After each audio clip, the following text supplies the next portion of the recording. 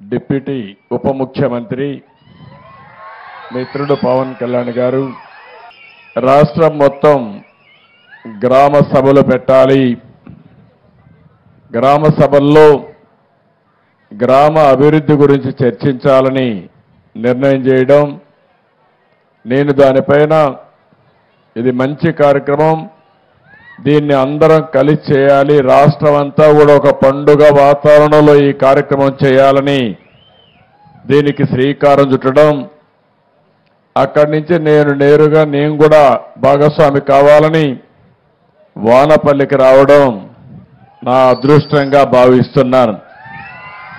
ఇప్పుడే పళ్ళాలమ్మ వారి దర్శనం చేసుకొని ఆశీస్సులు తీసుకొని మీ ఆశీస్సులతో ముందుకు పోదామనే ఉద్దేశంతో ఇక్కడికి వచ్చాను. ఈరోజు మనందరం కూడా ఈ గ్రామ సభలో గుర్తుపెట్టుకోవాల్సింది, రాబోయే రోజుల్లో ఏం చేస్తామో మనం చర్చించుకోవాల్సిన అవసరం ఉంది. ఒక విషయం మీరందరూ గుర్తుపెట్టుకోవాలి, ఇక్కడికి వచ్చినప్పుడు ఈరోజు ఈ రాష్ట్రంలో ఒక్కసారి చూస్తే గడిచిన 5 సంవత్సరాలు ఎప్పుడైనా ఒక గ్రామ సభలో కూర్చొని మాట్లాడుకున్న దాఖలాలు ఉన్నాయా అని మిమ్మల్ని అడుగుతున్నా.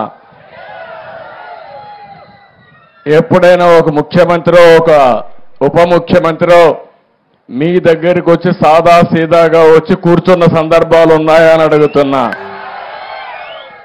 ఆ రోజు మీరు చూస్తే ముఖ్యమంత్రి వస్తున్నారంటే మొత్తం చెట్లన్నీ నరికేయాలి.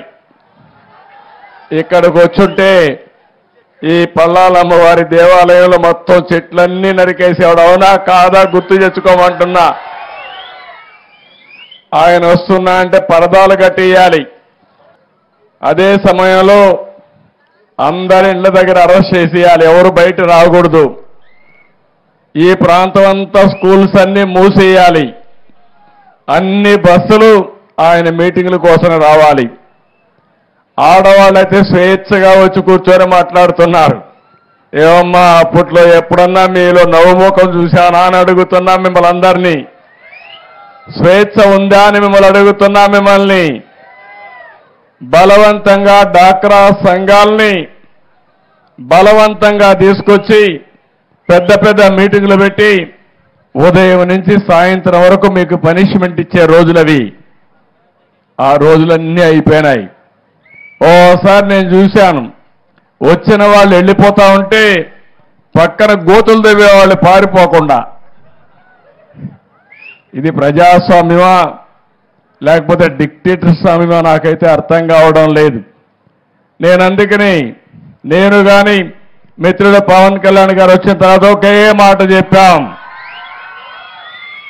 చాలా స్పష్టంగా ఆదేశాలు ఇచ్చాం. మాది simple governance, simple government, effective governance. పేద ప్రజలకు న్యాయం చేసే పరిపాలన రావాలని పాలనకు శ్రీకారం చుట్టామని చెప్పి కూడా నేను మీకు తెలియజేస్తున్నా.